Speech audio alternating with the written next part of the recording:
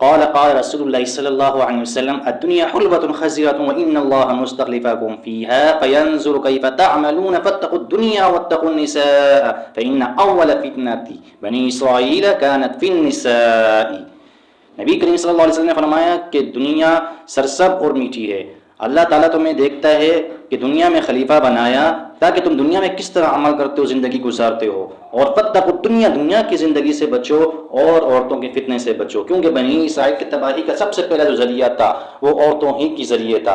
دنیا تو سامنے بہت ہی میٹھی اور خوبصورت اور شرسب نظر آتی ہے، اسی وجہ سے لوگ جو ہے اس کی طرف مرغوب ہوتے ہیں اور بہت ہی پیاری لگتی ہے. لیکن اللہ نے تمہیں دنیا میں خلیفہ بنایا اس لیے کہ اللہ کی ملکیت اور اس کی تخلیق کی وجہ سے آپ تمام دیکھیں کہ اللہ نے تمام تخلیق اور اس کی عملی زندگی کس طرح بنائی ہے تاکہ آپ غور فکر کریں. لیکن اس کا مطلب یہ نہیں کہ آپ اس میں کھو جائیں، اس کا مطلب یہ کہ آپ کیا ہیں نیک کام کر کے، حلال کے ذریعے کام کر کے، تاکہ آپ نیک نعمتیں حاصل کرتے ہیں. اور دوسرا یہ ہے کہ اللہ رب العزت نے عورتوں کو نیک بنایا، اور دنیا میں سب سے نیک عورت جو ہے وہ کیا ہے، نعمت ہے انسانوں کے لیے. لیکن اگر بری عورت ہے تو وہ فتنہ عالم ہے. ایسا نہ ہو کہ بری عورتوں کے مکاروں کی صورت میں یا جو بیویوں کی جو مختلف ذریعہ خواہشات ہیں ان میں آپ پڑے لوگ حرام کی طرف آپ مبتلا ہو جائیں اور ہلاکت و تباہی کی صورت آپ کی زندگی اختیار کر دے.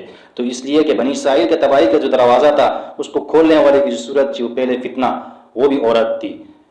حضرت موسیٰ علیہ السلام کے زمانے میں ایک شخص کا جس کا نام تھا بلعام بن باعور، تو بہت ہی مستعجاب دعوات تھا، اس سے اعظم بھی یاد تھے. اس اعظم نام کے ذریعے وہ اپنی دعاؤں کو قبول کروا لیتا تھا.